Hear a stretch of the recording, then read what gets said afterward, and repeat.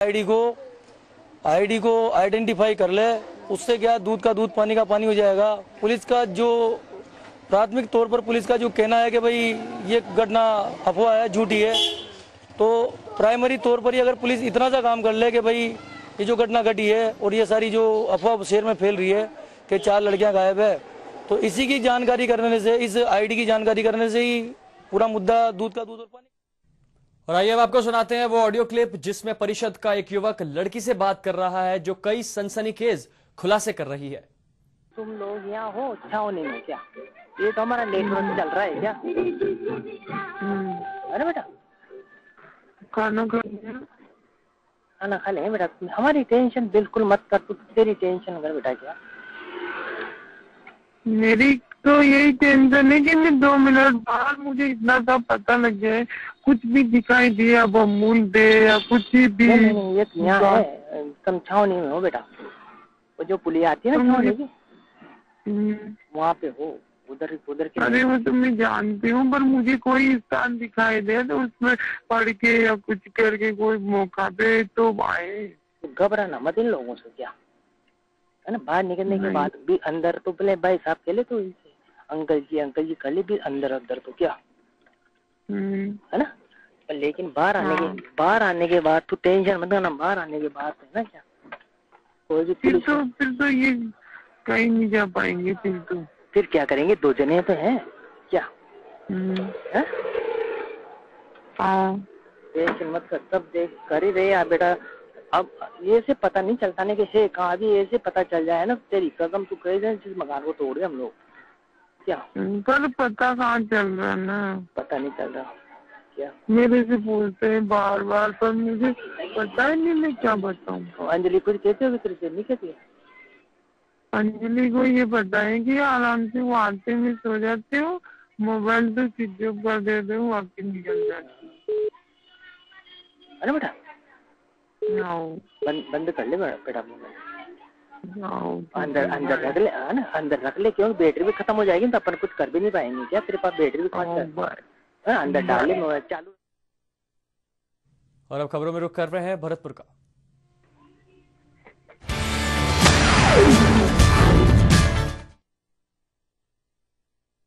कर्मचारी पिछले 3 दिनों से अपनी विभिन्न मांगों को लेकर हड़ताल पर हैं, जिससे शहर की सफाई व्यवस्था पूरी तरीके से चरमरा गई है। ऐसे में अब शहर गंदगी के ढेर पर बसा हुआ नजर आ रहा है।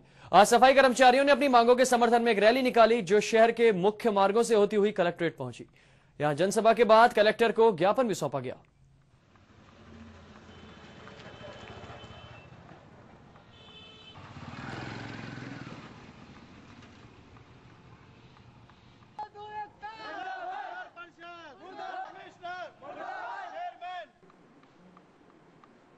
और जो हमारे संग शोषण कर रहा था उन लोगों ने, कि पहले शोषण तो ये है हमारा कि किसी वार्ड में 6 आदमी को लगा रखा, किसी में 5 को लगा रखा, किसी को 4 में लगा रखा। और उनकी तनख्वाह मेंबर सुनो, उनकी तनख्वाह ठेकेदार से पूरी आती है, लेकिन कर्मचारियों को जो कि बढ़ा के लगा रखे मेंबरों ने, उनको पूरा वेतन नहीं देते।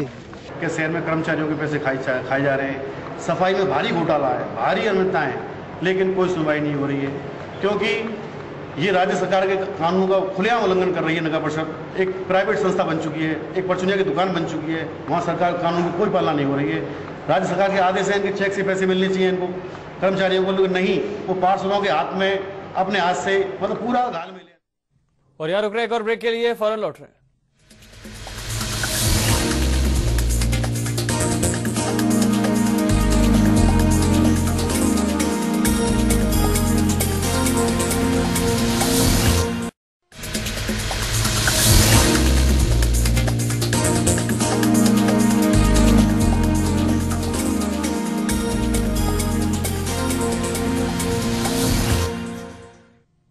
और ब्रेक के बाद आप सभी का एक बार फिर स्वागत है। हमारी सिटी में आगे बढ़ रहे हैं अलवर की खबरों के साथ।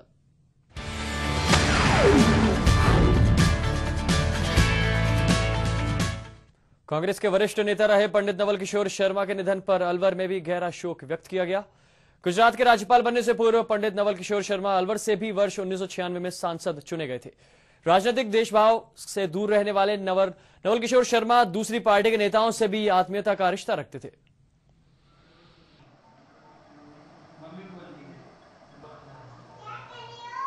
किशोर शर्मा एक ऐसे व्यक्तित्व का नाम है, शरीर भले ही उनका मर जाए लेकिन उनकी यादें राजस्थान, हिंदुस्तान के विशेष स्थानों से नहीं मिटेगी। पूरे राजस्थान के लिए अपूरणीय क्षति है। अलवर जिले से उनका विशेष लगाव था। मेरे जहां तक ध्यान है, उन्होंने जब सांसद का चुनाव लड़ा। अलवर शहर में भी मूलभूत सुविधाओं का अभाव बना हुआ है। शहर गंदगी और रोड लाइटों की समस्या से जूझ रहा है, लेकिन नगर परिषद की ओर से अभी तक किसी भी तरह की सफाई की सुचारू व्यवस्था नहीं की गई है। वहीं पार्षद भी प्रशासनिक अधिकारियों और जनप्रतिनिधियों को अवगत करा चुके हैं, लेकिन इस ओर ध्यान नहीं दिया जा रहा है। इसी के चलते लोगों को काफी परेशानियों का भी सामना करना पड़ रहा है। सफाई बिल्कुल नहीं हो रही है, नाले वाले रुके पड़े हैं और नालियां रुकी पड़ी है, गंदगी है बहुत ज़्यादा और जनता रोज मुझसे कह रही है, क्योंकि वहाँ जनता का मुझ पर बहुत आशीर्वाद है। दीपावली भी और दीपावली का त्यौहार आ रही है, लाइट वाइट सारे खराब हैं। रोड लाइट शाखा में रोड इस संबंधित एक भी कर्मचारी नियुक्त नहीं है, ना तो रोड लाइट इंस्पेक्टर है, ना कोई इसका जेईएन है, ना कोई लाइनमैन है। नगर परिषद में सारी व्यवस्था ठेके पे ही आधारित हो रही है, इसलिए जो भी अव्यवस्था बन रही है थोड़ी बहुत वो। और खबर अलवर के बहरोड से, जहां नीमराना की दलित बस्ती में तकरीबन 1 महीने से पानी नहीं आने पर कस्बे के मुख्य मार्ग पर जाम लगा के प्रदर्शन किया गया। लोगों का कहना है कि जलदाय विभाग को इस समस्या से कई बार अवगत कराया जा चुका है, लेकिन अभी तक उनका कोई भी समाधान नहीं हुआ है। इसी से आक्रोशित होकर कॉलोनी वासियों ने जाम लगा दिया। वहीं सूचना पर पहुंची पुलिस ने समझाइश करके इस मामले को शांत करवाया। और खबरों में अब बात करते हैं ख्वाजा नगरी अजमेर की।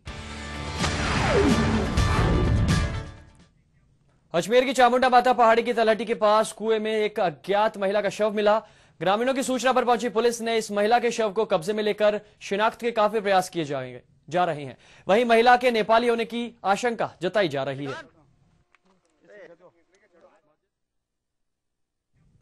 एचबीसी न्यूज सदा से ही अपने सामाजिक सरोकारों को निभाता रहा है। इसी कड़ी में आज ख्वाजा नगरी अजमेर में 92.7 बिग एफएम और एचबीसी न्यूज चैनल के संयुक्त प्रयासों से सड़क सुरक्षा जागरूकता अभियान की शुरुआत की गई। इसकी जानकारी देने के लिए आज एक प्रेस वार्ता का आयोजन किया गया। इस अभियान के बारे में जानकारी देते हुए बिग एफएम के स्टेशन हेड चिराग शाह ने बताया कि इन वाहन दुर्घटनाओं में मरने वालों के बढ़ते ग्राफ को देखते हुए यह माना जा सकता है कि नियमों की अवहेलना की जा रही है। ऐसे में अब इस जागरूकता अभियान के तहत शिक्षण संस्थाओं में यातायात नियमों की जानकारी दी जाएगी। इस अभियान में अजमेर यातायात पुलिस, परिवहन विभाग की सहभागिता भी निभाएंगे। अजमेर शहर में यातायात की जो व्यवस्था वर्तमान में है उसको और अधिक बेहतरीन बनाने के लिहाज से मेरा मीडिया बंधुओं से, मेरे साथियों से निवेदन है कि हम सब मिलकर के और इस व्यवस्था को और अधिक सुचारू रूप से बनाएं। ये जो हम एक्टिविटी कर रहे हैं टोटल ऑयल के साथ मिलकर, इसमें हमारा जो 4 हफ्तों के दौरान उद्देश्य रहेगा, जैसा आप लोगों को पता है कि पहले हफ्ते में सुरक्षित ड्राइविंग की बात करेंगे, तो हम लोग उसमें स्कूल्स में जाएंगे, हम कॉलेजेस में जाएंगे, हम वहाँ पे जाके जो स्टूडेंट्स हैं उन्हें हम शिक्षित करेंगे कि किस तरह से। अजमेर में रेल कारखानों में फैली समस्याओं को लेकर north western railway employees union ने आंदोलन का शंखनाद किया है। आज लोको कारखाने के बाहर यूनियन के 500 सदस्यों ने भूख हड़ताल शुरू कर दी, जो कि बुधवार तक जारी रहेगी। यूनियन का आरोप है कि रेलवे प्रबंधन कारखानों में सुरक्षा मानकों के प्रति काफी उदासीन है और ये लापरवाही कर्मचारियों की अब जान पर भी बनाई है। कई बार मांग उठाने के बाद भी उनकी समस्याएं अभी भी जस की तस बनी हुई हैं। और अब खबरें सरहदी जिले श्रीगंगानगर से।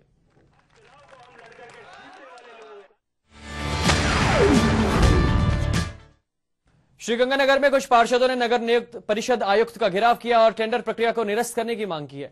प्रदर्शन कर रहे इन पार्षदों का आरोप था कि परिषद में करोड़ों रुपए के कार्य स्वीकृत किए गए हैं, जो कि टेंडर प्रक्रिया से कार्य करवाए जाने थे, लेकिन नगर परिषद पदाधिकारियों और कर्मचारियों की मिलीभगत के चलते अपने चहेते ठेकेदारों को ये टेंडर दे दिए गए हैं। वहीं आक्रोशित पार्षदों ने कहा कि अगर बुधवार तक टेंडर निरस्त नहीं किए गए तो वे आयुक्त का पुतला जलाकर अपना विरोध दर्ज करवाएंगे। वहीं आयुक्त हितेश कुमार ने कहा कि टेंडर प्रक्रिया में पारदर्शिता बरती गई है, फिर भी इस मामले की जांच करवा ली जाएगी। अगर कहीं धांधलेबाजी की बात नजर आती है तो टेंडर निरस्त करके दोबारा दिए जाएंगे।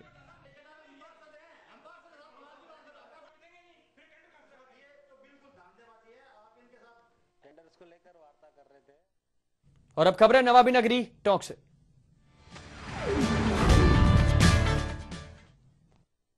लेकर संयुक्त कर्मचारी महासंघ एकीकृत के सदस्य आगामी 11 तारीख को विधानसभा का घेराव करेंगे। कर्मचारियों का आरोप है कि उनकी 11 सूत्री मांगों पर पिछले 4 सालों से सरकार ने कोई ध्यान नहीं दिया है।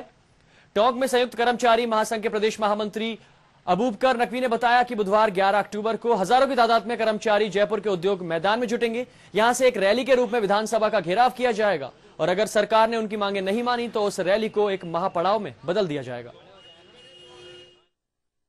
और आपको बता दें कि टोंक शहर में रैपिडेक्स फोर्स बटालियन ने इन दिनों डेरा डाला हुआ है। दरअसल दंगों के हालात में सेना की पोजीशन, खुफिया रास्तों सहित जिले में कुल कितने थाने हैं इसकी जानकारी जुटाई जा रही है। इसके लिए दिल्ली वजीराबाद से आई एक RF 103 बटालियन जिलों के सभी इलाकों का दौरा भी कर रही है।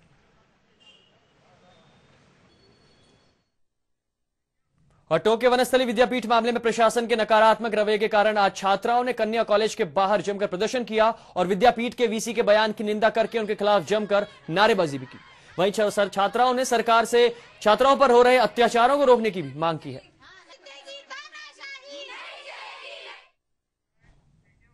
और हमारी सिटी में फिलहाल इतना ही। देखते रहिए HBC न्यूज। नमस्कार।